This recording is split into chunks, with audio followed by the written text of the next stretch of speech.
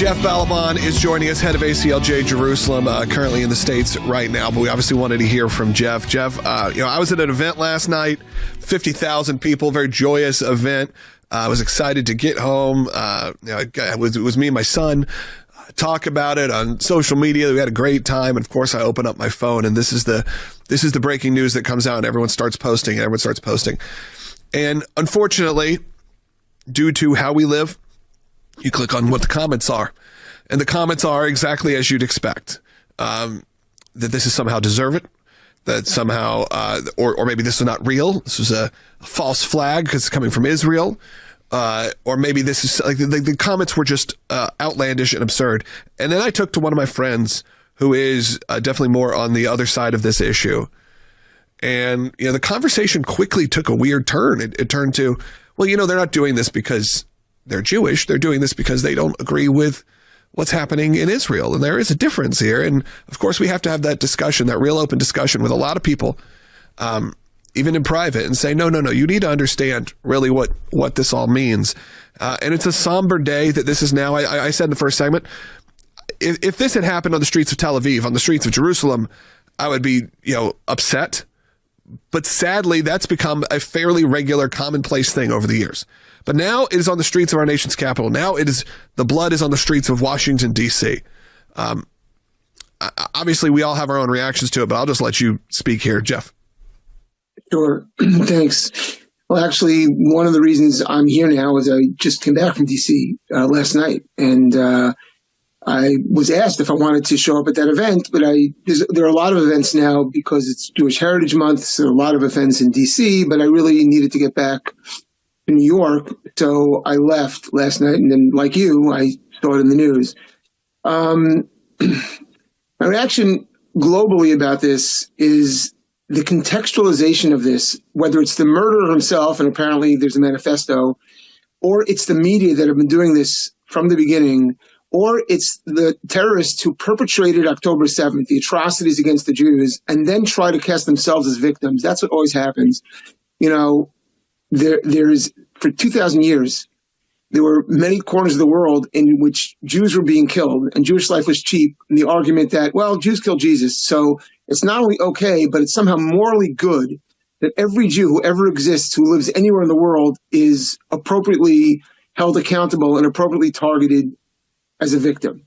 And that's what, in this generation, is the entire notion of the Palestinian. They say Jesus was a Palestinian. Obviously, it's absurd. Jesus existed well before the concept of Palestinian was ever created.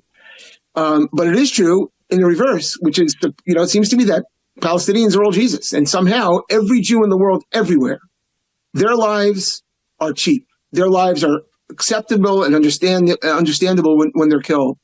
And this idea is, it's not only that it's sick and disturbing, it's the same idea that destroyed civilization after civilization around the world. This idea that we want to find someone to hate and blame. Let's pick on the Jews. Let's find some way to make them the eternal outsider, some way to blame them for everything. And so every Jew becomes a victim, but it does damage not to the Jews as well, but it does damage to the society that does it. And the fact that this is now here in America and that this has become normalized by politicians, by the press and media, and it's taken up on college campuses, et cetera, this is the result. Murder. That just came in from Dan Bongino, who said the FBI is aware of certain writings allegedly authored by the suspect, and we hope to have updates as the authenticity very soon, and that their office, the FBI, believes there's no ongoing threat to the public at this time. Of course, he continues on. At the same time, we obviously have to have caution, and that's what's happening right now, because there is still the news sort of trickling out as everyone tries to condemn and tries to talk about this. But Jeff, this has not been strictly the left. This has not been strictly the college campuses. We've seen the rise of this on the right as well. This sort of vitriolic anti-Israel, which becomes very quickly anti-Semitic behavior, anti-Semitic comments. This is totally off the wall here, but you have, this just came out, Kanye West, just put out a big statement saying, please God forgive him.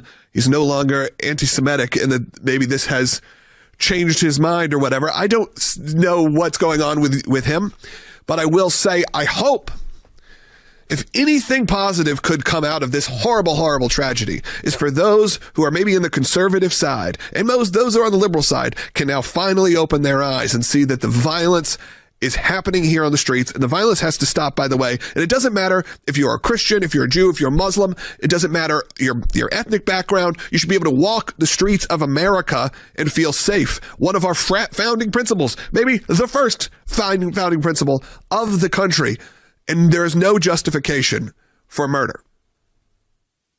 Sure. By the way, a meeting I had on Tuesday in Washington, one of the reasons I was there was with a senator who's on the Homeland Security Committee, and was asking me about what we thought at ACLJ, what I thought going back and forth into Israel in terms of America's Homeland Security. And this is what we talked about. I said there is not enough of an awareness here. Israel, there's an awareness because of the nature of where Israel exists and its own history. But in the United States of America, there's not enough of awareness of what the threat is to our citizens here on our homeland. And the next day, this happens, not just in our homeland, but in Washington, D.C., very nearby where I had that meeting with that senator talking about exactly this problem. We, in this country, need to be vigilant. We need to not only understand what the threat and the problem is in terms of narrative, but that we have to, our law enforcement, we must understand that this threat is real and viable. And as you say, Logan, it is not just coming from one part of the political spectrum. It is growing more and more across the spectrum, and it endangers all of us as individuals and our society as a whole. And Jeff, I think what people on both sides of the political spectrum need to hear is what we talked about earlier this week when you had stepped out of a meeting in Washington, D.C. to join us by phone. And we talked about that clip that Memory found from a Hamas leader, senior Hamas official on Libyan TV, saying that, talking about the American universities that are, they're speaking from the river to the sea, which is even better than what the Arab leaders say. And it's a dream come true. And then he says that we will rebuild houses and we will produce dozens more babies for each martyr. They are the price we need to pay. And this violence that was perpetrated is something we have been warning of, that is the natural extension of what was happening on university campuses, and the vitriol that's coming from influencers and media personalities on both sides of the political spectrum, that is the natural progression. And it is Hamas, the terrorist organization, not the people of the Palestinian territory in Gaza. It is Hamas who is celebrating today that their dreams are coming true, that in the nation's capital, Jews are being killed. I'm with you until the last part, William. It is the people in Gaza and Judea and Samaria, the Arabs there, who are celebrating. They always celebrate the murder of Jews. We have not seen that they disagree with October 7th. There's a small, tiny percentage that may disagree about the timing of it because of the cost that's been imposed on them. But philosophically, politically, they have been in support of the notion of genocide. The entire Palestinian enterprise has been river to the sea. There's never been a Palestinian leader. There's never been a Palestinian movement. There's never been any evidence of a Palestinian base at all anywhere that has agreed that they can coexist with any Jewish state at all.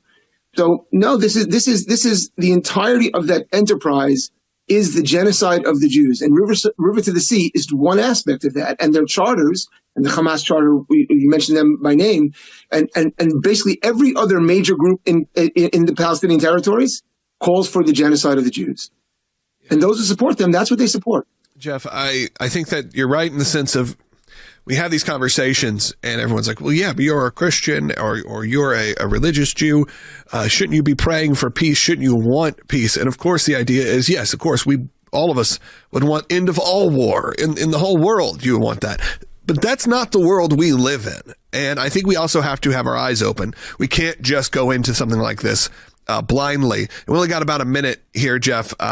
So I want to say I appreciate you coming on. I know this wasn't planned, but we wanted to hear your point of view as we head on to the rest of this show. By the way, if you have a question or comment related to this, I'd love to hear from you at 1-800-684-3110. But I'll give you 20 seconds here, Jeff, to wrap up before we got to go to break.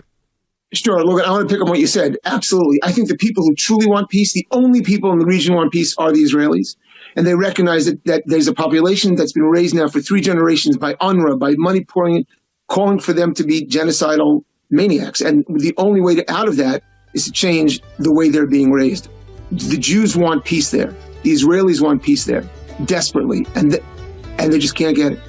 For full shows, live and on demand, it's Salem News Channel.